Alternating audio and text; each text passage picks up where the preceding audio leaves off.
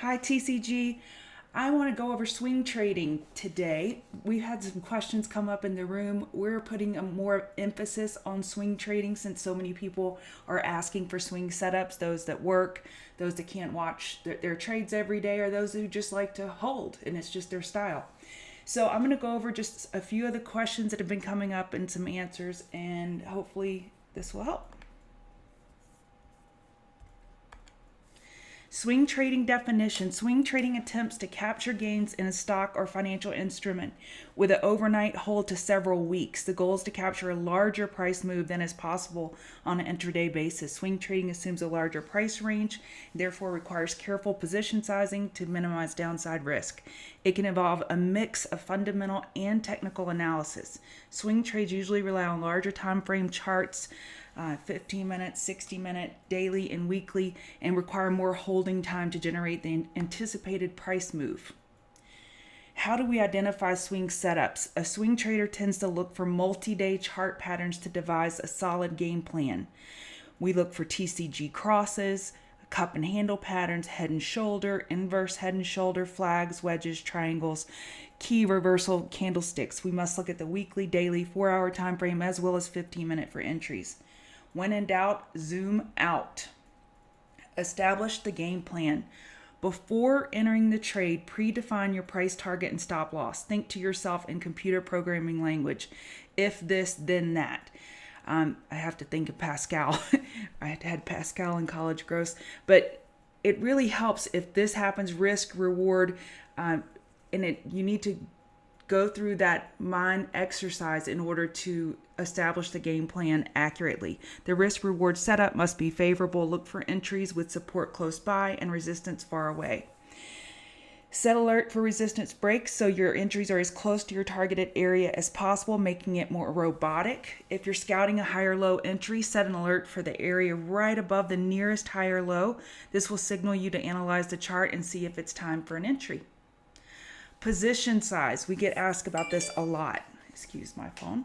If you are exclusively swing trading your portfolio, recommended position size would be 5 to 10% of your portfolio. If you are swing trading, let's say half of your portfolio, day trading the rest, then a position size may be 2.5 to 5% of your portfolio. Entries. There are different types of orders.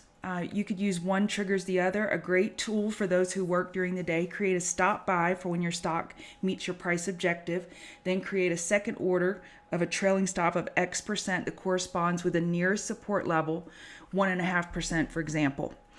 Or you could use bracket orders where you create a stop buy for when your stock reaches X and then a bracket limit order right below the next resistance and a stop loss right below the nearest support. That was a mouthful, but really using the more conditional entries will give you more protection and makes it more hands-off trading where it's more, I hate the word robotic, I keep saying that, but makes it more protection, risk reward.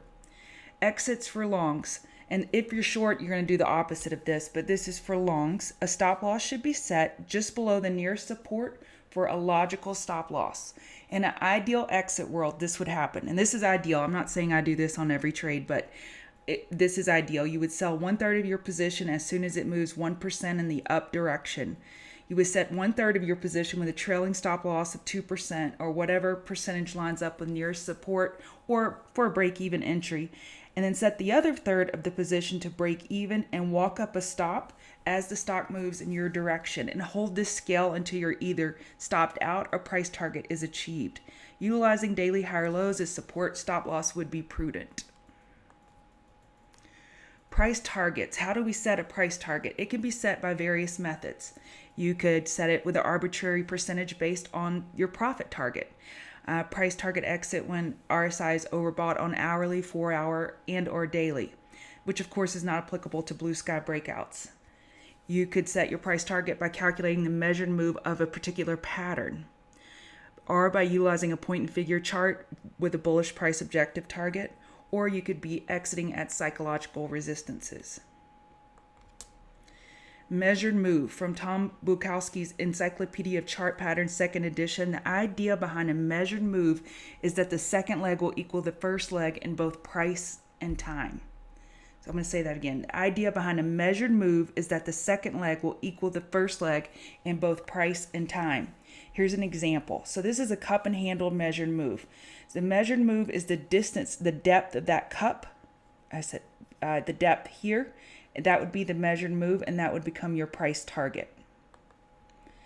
Here's an ascending triangle measured move. So measured move is the distance of the base of the triangle. So here the base, if this is $10, then you would expect a $10 move on top of the bull break of this ascending triangle. Inverse head and shoulder, the measured move distance is the depth of the head, and that would be your price target. Re-entry. Lots of people are asking about when can I get back into IRBT? When can I get back into TNDM? The entry criteria stays the same for entry into any stock. We'll be looking for equilibriums, patterns, flags, ensure RSI is not overbought as well for longs.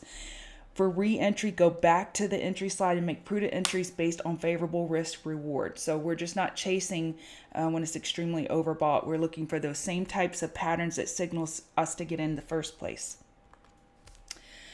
Covered calls, the golden ticket when swinging. Covered calls are an option strategy where an investor holds a long position in an asset and writes call options on that same asset to generate an income stream. This is often employed when an investor has a short-term neutral view on the asset and for this reason holds the asset long and simultaneously has a short position via the option to generate income from the premium. It's also known as a buy right. One covered call is for 100 shares. So if you have 500 shares, you would sell 5 covered calls. When your stock is in chop, you're collecting premium and reducing your overall cost basis.